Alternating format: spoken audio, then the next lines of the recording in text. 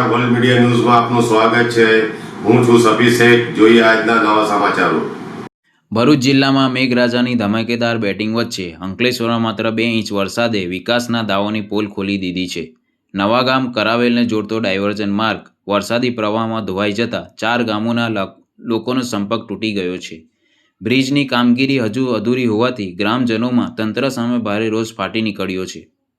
અંકલેશ્વર તાલુકામાં છેલ્લા 24 કલાક દરમિયાન પડેલા આશરે 2 ઇંચ વરસાદે નવાગામ કરાવેલને જોડતો ડાયવર્ઝન માર્ગ ધોવાઈ ગયો હતો। બ્રિજનું કામ અધૂરું હોવાથી બનાવવામાં આવેલ આ કામચલાઉ માર્ગને વરસાદી પાણીના જોરદાર પ્રવાહે તોડી નાખ્યો હતો। ઘટનાને પગલે તંત્રએ બેરિકેડ મૂકી માર્ગ વ્યવહાર બંધ કરી દીધો છે। માર્ગ બંધ થતાં નવાગામ, કરાવેલ, અવાદર અને દધેડા સહિત 4 ગામોના હજારો લોકોને દૈનિક અવરજવર માટે લગભગ 15 કિલોમીટરનો વધારાનો ફેરો મારવાની ફરજ પડી રહી છે।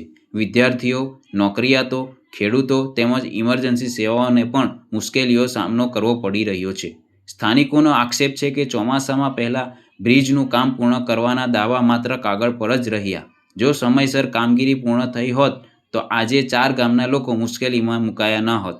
હવે ગ્રામજનોએ બ્રિજ અને માર્ગનું કામ યુદ્ધના ધોરણે પૂર્ણ કરી તાત્કાલિક અવરજવર શરૂ કરવાની માંગ ઉઠાવી છે। બીજી તરફ સમગ્ર ભરૂચ જિલ્લામાં પણ વરસાદનો જોર યથાવત રહ્યો છે। છેલ્લા 24 કલાકમાં વાગરામાં સૌથી વધુ 3 ઇંચ, વાલિયામાં 2.5 ઇંચ, અંકલેશ્વર, ઝઘડિયા અને નેત્રંગમાં 2 ઇંચ, હાંસોડમાં 1.5 ઇંચ અને તેમજ ભરૂચ અને આમોદમાં 1 ઇંચ વરસાદ નોંધાયો હતો। જિલ્લાના તમામ 9 તાલુકાના વરસાદ વરસતા અનેક નીચાણવાળા વિસ્તારોમાં પાણી ભરાયા હતા અને જનજીવન તેની સીધી અસર જોવા મળી રહી હતી।